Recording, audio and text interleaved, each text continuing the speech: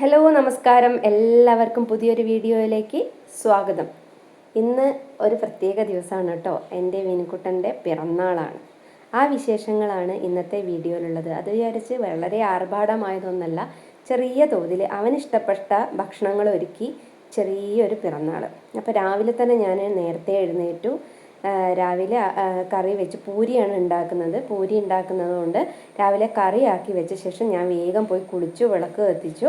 അതിന് ശേഷം എന്ത് ചെയ്യാണ്, അപ്പോൾ എല്ലാവരും കുളിയും കഴിഞ്ഞു കേട്ടോ. മോഹനേട്ടൻ്റെ കുളിച്ചു, മോനേട്ടൻ കുളിച്ചു, മീൻകൂട്ടൻ കുളിച്ചു, എല്ലാവരും കുളിയൊക്കെ കഴിഞ്ഞു കേട്ടോ. പിറന്നാളാകുമ്പോൾ ഞങ്ങൾ എങ്ങനെ എല്ലാവരും നേരത്തെ കുളിക്കും, എന്നിട്ടേ ശരിക്കും അടുക്കളയിൽ കയറുള്ളൂ. രാവിലെ തന്നെ എഴുന്നേറ്റുകൊണ്ട് ശക്തമായ മഴയായതുകൊണ്ടാണ് കുറച്ച് വൈകിയത്. പിറന്നാൾ ദിവസങ്ങളിലൊക്കെ, അതേ ഓണം വിഷു ദിവസങ്ങളിലൊക്കെ കുളി കഴിഞ്ഞിട്ടാണ് അടുക്കളയിൽ കയറാം. അങ്ങനെ ഞങ്ങൾ അമ്പലത്തിൽ പോവാണ് കേട്ടോ. വിനിക്കുട്ടന് നല്ല സന്തോഷം, ഉമ്മയൊക്കെ തരികയാണ്. അപ്പോൾ അവന് സ്കൂളിൽ പോകണം, യൂണിഫോം ഇട്ടിട്ടാണ് കേട്ടോ പോകുന്നത്. ഞാൻ പറഞ്ഞു യൂണിഫോം ഇടണ്ട മോനെ എന്നൊക്കെ പറഞ്ഞു. അവനിന്ന് ക്ലാസ് ഇല്ല, ശാസ്ത്രമേളയാണ്. അപ്പം ഞാൻ വാങ്ങിക്കൊടുത്ത പന്താണ് കേട്ടോ അത്. അപ്പം നല്ല മഴയത്ത് ഞങ്ങൾ എന്ത് ചെയ്തു, അമ്പലത്തിൽ പോയി വന്നു. ശിവൻ്റെ അമ്പലത്തിൽ മോഹനേട്ടൻ ഗണപതി ഹോമത്തിന് ഷീട്ടാക്കിയിട്ടുണ്ട്. അപ്പോൾ മോഹനേട്ടൻ അങ്ങോട്ട് പോയിട്ടോ. അപ്പം ഞാൻ പൂരി ഉണ്ടാക്കുകയാണ് കേട്ടോ. ഇതൊക്കെ റെഡിയാക്കിയിട്ടാണ് അമ്പലത്തിലേക്ക് പോയത്. അങ്ങനെ ഞാൻ വേഗം വേഗം പൂരി ഉണ്ടാക്കി വെക്കുകയാണ് കേട്ടോ. വിനുക്കുട്ടന് കൊണ്ടുപോകാനും പൂരിയാണ്, അവൻ കഴിക്കുന്നതും പൂരിയാണ് എന്ന് പറഞ്ഞു. അപ്പോൾ വളരെ വലിയൊരു ആഘോഷമോ കാര്യങ്ങളൊന്നും അവൻ്റെ പിറന്നാളിന് ഇല്ല കേട്ടോ. അവന് ഇഷ്ടപ്പെട്ട ഭക്ഷണം എന്തെങ്കിലും ചെറുതായിട്ട് ഉണ്ടാക്കി കൊടുക്കുക, ചെറിയ ചെറിയ സമ്മാനങ്ങൾ എന്തെങ്കിലും കൊടുക്കുക, ഇതൊക്കെ തന്നെയുള്ളൂ കേട്ടോ. ഞങ്ങളല്ലാതെ വലിയ ആർഭാടങ്ങളൊന്നുമില്ല. അതിൽ തന്നെ അവൻ ഒരുപാട് സന്തോഷമാണ് കേട്ടോ. പിന്നെ അവന് ഭക്ഷണം കൊണ്ടുപോകാൻ എടുത്തു വെച്ചു. അതിനുശേഷം പിന്നെ അവന് ഭക്ഷണം കൊടുത്ത ശേഷം ഞാൻ എന്ത് ചെയ്തു, ആ എണ്ണയെ തന്നെ പപ്പടം അവിടെ കാച്ചി വെച്ചു കേട്ടോ. പിന്നെ 2 പ്രാവശ്യം ചൂടാക്കാൻ പാടില്ല എന്നല്ലേ. അപ്പോൾ വിൻകുട്ടന് നല്ല ഇഷ്ടമായി മസാലക്കറിയും പൂരി കേട്ടോ. നല്ല സന്തോഷം, ആകെ നനഞ്ഞു ഒലിച്ചു പോയിട്ടോ മഴയത്ത് പോയിട്ട്. അപ്പോഴേക്കും മോഹനേട്ടനും ശിവൻ്റെ അമ്പലത്തിൽ പോയി വന്നു. അവിടെ ഗണപതി ഹോമം ഉണ്ടായിരുന്നു. കർക്കിടകത്തിലെ പൂരാടാണ് കേട്ടോ എൻ്റെ വിൻകുട്ടൻ്റെ ജന്മനക്ഷത്രം. അവൻ്റെ ഡേറ്റ് ഓഫ് ബർത്ത് വരുന്നത് ആഗസ്റ്റ് 9 നക്ഷത്രപ്രകാരമാണ് കേട്ടോ എടുക്കുന്നത്. ഇപ്പോൾ കുട്ടികൾക്കൊക്കെ 2 പിറന്നാളാണല്ലോ. പിന്നെ അവനൊക്കെ റെഡി ആയിട്ടോ. അവൻ്റെ ചാർട്ട്, അവൻ സിമ്പിൾ എക്സ്പെരിമെൻറ്റിനുണ്ട്, അതിന് വേണ്ടുള്ള ചാർട്ടും പിന്നെ അതിന് വേണ്ട സാധന സാമഗ്രികളൊക്കെയാണ് കേട്ടോ. അതൊക്കെ എടുത്ത് അവൻ പോവാണ്. ആ സമയത്ത് അവൻ ഇറങ്ങുന്ന സമയത്ത് വലിയ മഴ ഉണ്ടായിരുന്നില്ല കേട്ടോ. അപ്പം ഇന്ന് ട്യൂഷന് പോയിട്ടില്ല അവൻ.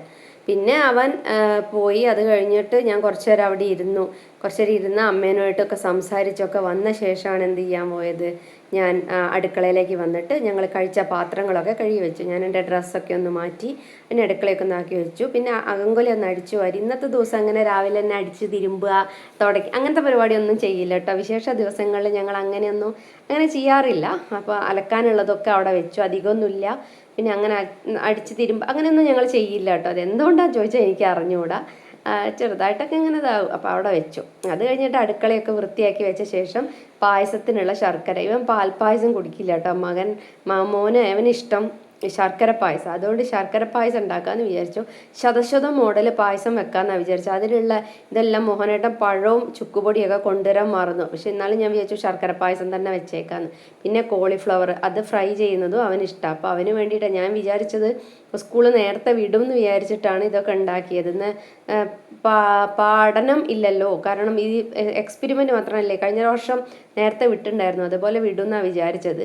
പക്ഷെ അവനെ വിട്ടിട്ടില്ല കേട്ടോ. അപ്പോൾ എന്തായാലും അവൻ വരുമ്പോഴേക്ക് നെയ്ച്ചോറും ഇതും ഉണ്ടാക്കാം. ഞങ്ങൾക്ക് ഉച്ചയ്ക്കെന്നുള്ള കണക്കിലാണ് കേട്ടോ. അപ്പോൾ അവന് ഇഷ്ടപ്പെട്ട നെയ്ച്ചോറും കോളിഫ്ലവർ ഫ്രൈയും പിന്നെ ശർക്കര പായസമാണ് കേട്ടോ ഉണ്ടാക്കുന്നത്. അപ്പോൾ അതിന് വേണ്ടിയിട്ട് ഉള്ളിയും ഇഞ്ചിയും വെളുത്തുള്ളിയും ഒക്കെ നന്നാക്കുകയാണ്. അരി ഞാൻ എന്ത് ചെയ്തിട്ടുണ്ട്, 1/2 മണിക്കൂർ കുതിർത്ത് വെച്ചിട്ടുണ്ട് കേട്ടോ, ബിരിയാണി അരി.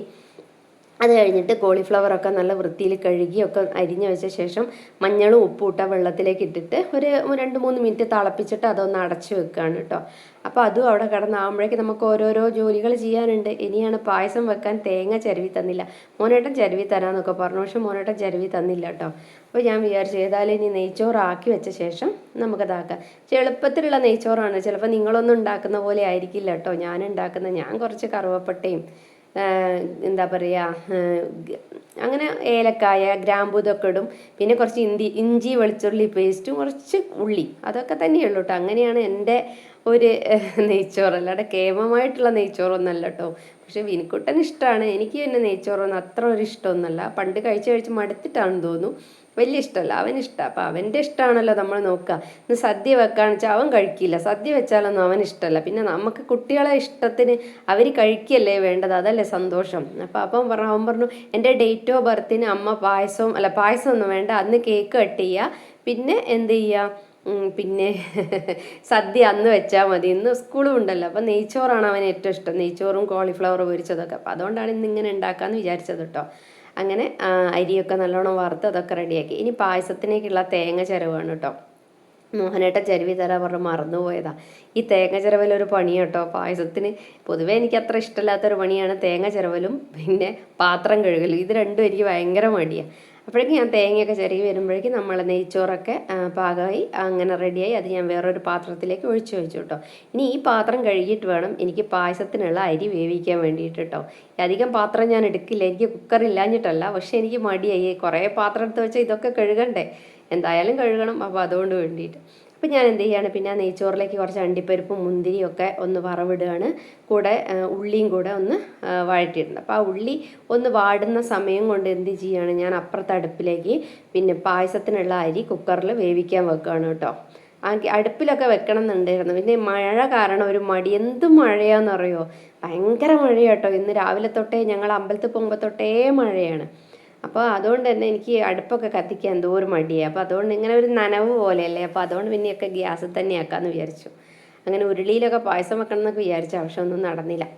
പിന്നെ അതൊക്കെ വറവിട്ട് അങ്ങനെ ആ അരി എന്താ പറയുക വിസിൽ വരുന്ന സമയമുണ്ടല്ലോ, പായസത്തിൻ്റെ അരി വേവുന്ന സമയം കൊണ്ട് ഞാൻ എന്ത് ചെയ്യണം, ആദ്യത്തെ പാല് തമ്പാൽ കൈകൊണ്ട് പിഴിഞ്ഞ് വെച്ചു. ബാക്കിയൊക്കെ മിക്സിയിൽ അടിച്ചെടുക്കണം കേട്ടോ ചെയ്യുക. രണ്ടാമത്തെ പാലും മൂന്നാമത്തെ പാലും മിക്സിയിൽ അടിച്ചെടുക്കും. അപ്പോൾ ആദ്യത്തെ പാല് നല്ലോണം തേങ്ങാപ്പാൽ കൈകൊണ്ട് തന്നെ പിഴിഞ്ഞ് എടുത്ത് വെച്ചിട്ടുണ്ട്. പിന്നെ ഇത് രണ്ടാമത്തെ പാലാണ് കേട്ടോ, തേങ്ങേൻ്റെ രണ്ടാമത്തെ പാൽ. നിങ്ങൾ എങ്ങനെയാണ് പറയുക, നിങ്ങൾ തമ്പാൽ, രണ്ടാം പാല്, മൂന്നാം പാൽ എന്നൊക്കെ ആട്ടോ പറയട്ടോ.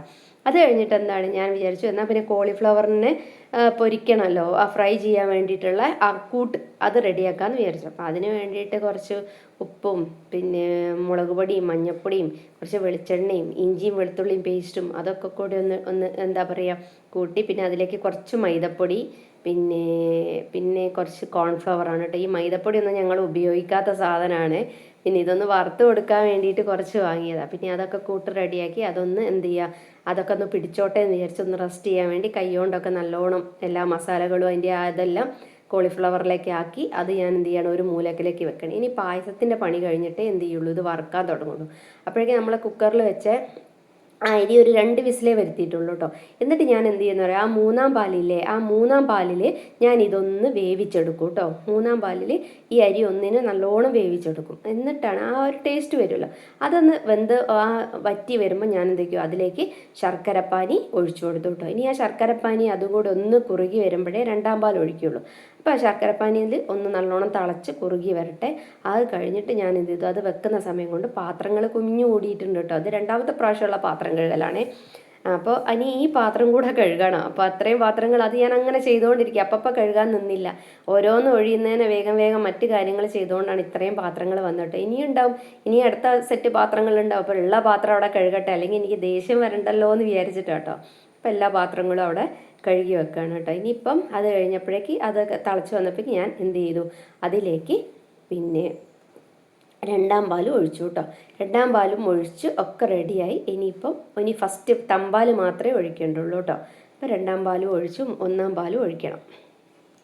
അപ്പോൾ അതാണ് പായസം ഏകദേശം റെഡിയായി തുടങ്ങുന്നുണ്ട് കേട്ടോ.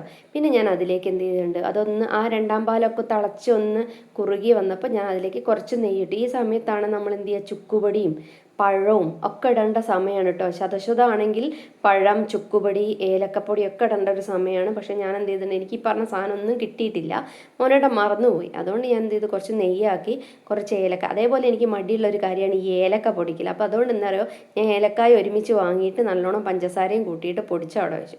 അതും കൂടെ ഇട്ട ശേഷം നമ്മുടെ ഒന്നാമത്തെ പാലും കൂടെ എന്ത് ചെയ്യണം, അതിലേക്ക് ഒഴിച്ചു കൊടുക്കുകയാണ് കേട്ടോ. ഒന്നാമത്തെ പാലും കൂടെ ഒഴിച്ചു.